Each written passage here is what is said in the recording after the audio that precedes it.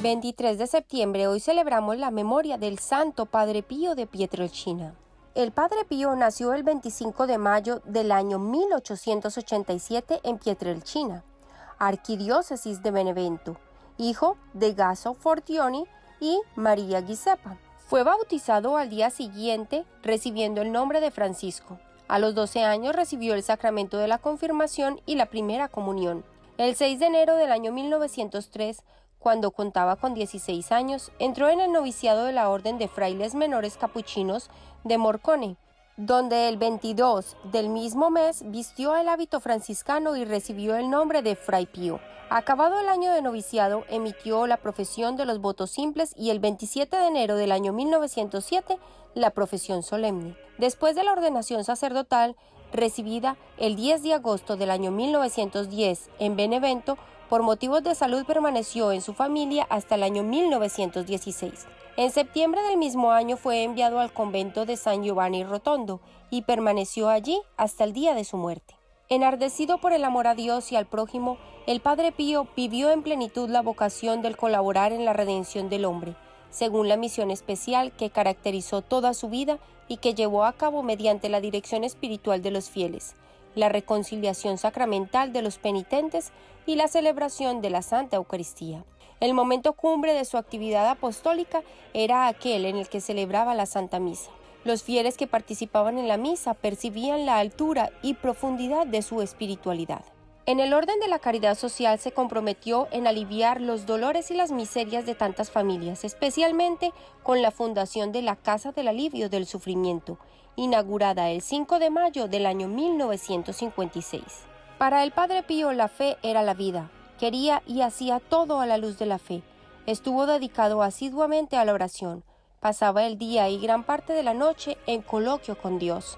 Decía: en los libros buscamos a Dios, en la oración lo encontramos. La oración es la llave que abre el corazón de Dios. La fe lo llevó siempre a la aceptación de la voluntad misteriosa de Dios. Estuvo siempre inmerso en las realidades sobrenaturales.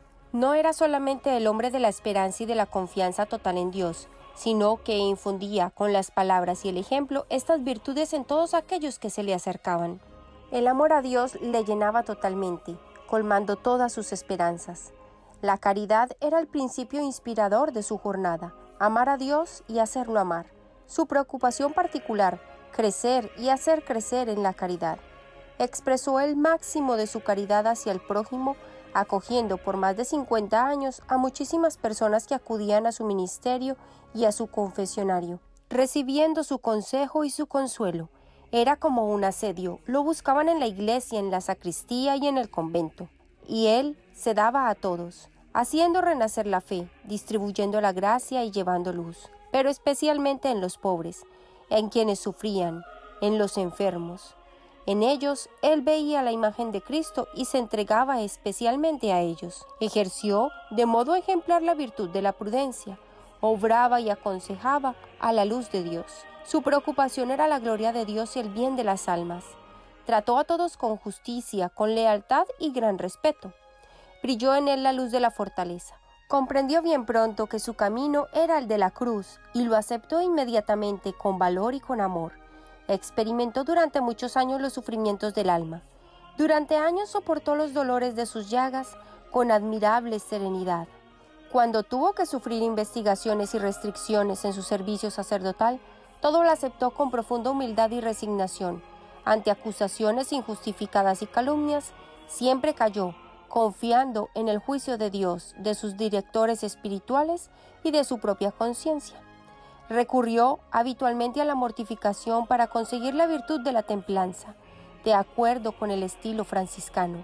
Consciente de los compromisos adquiridos con la vida consagrada, observó con generosidad los votos profesados, obedeciendo todas las órdenes de sus superiores, incluso cuando eran difíciles. Su obediencia era sobrenatural en la intención, universal en la extensión e integral en su realización. Vivió el espíritu de pobreza con total desprendimiento de sí mismo, de los bienes terrenos, de las comodidades y de los honores. Tuvo siempre una gran predilección por la virtud de la castidad. Su comportamiento fue modesto en todas partes y con todos. Se consideraba sinceramente inútil indigno de los dones de Dios, lleno de miserias y a la vez de favores divinos. En medio de tanta admiración del mundo repetía: quiero ser solo un pobre fraile que reza. Su salud desde la juventud no fue muy robusta y especialmente en los últimos años de su vida empeoró rápidamente. La hermana muerte lo sorprendió, preparado y sereno, el 23 de septiembre del año 1968, cuando tenía 81 años de edad.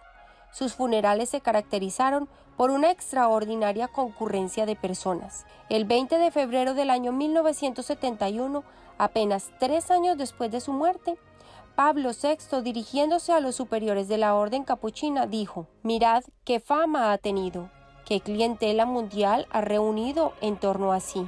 Pero, ¿por qué? Tal vez porque era un filósofo, porque era un sabio, porque tenía medios a su disposición. No, nada de eso. Esto era porque celebraba la misa con humildad, confesaba desde la mañana hasta la noche, y era, es difícil decirlo, un representante visible de las llagas de nuestro Señor. Era un hombre de oración y sufrimiento.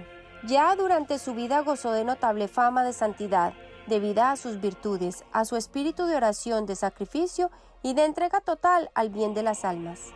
En los años siguientes a su muerte, la fama de santidad y de milagros creció constantemente, llegando a ser un fenómeno eclesial extendido por todo el mundo y en toda clase de personas. De este modo, Dios manifestaba a la Iglesia su voluntad de glorificar en la tierra a su siervo fiel. No pasó mucho tiempo hasta que la Orden de los Frailes Menores Capuchinos realizó los pasos previstos por la ley canónica para iniciar la causa de beatificación y canonización.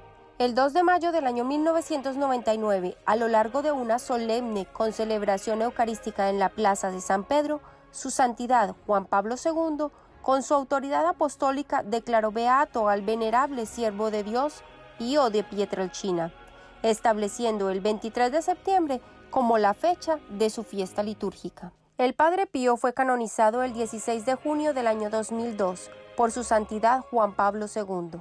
San Pío de Pietrelcina intercede por nosotros.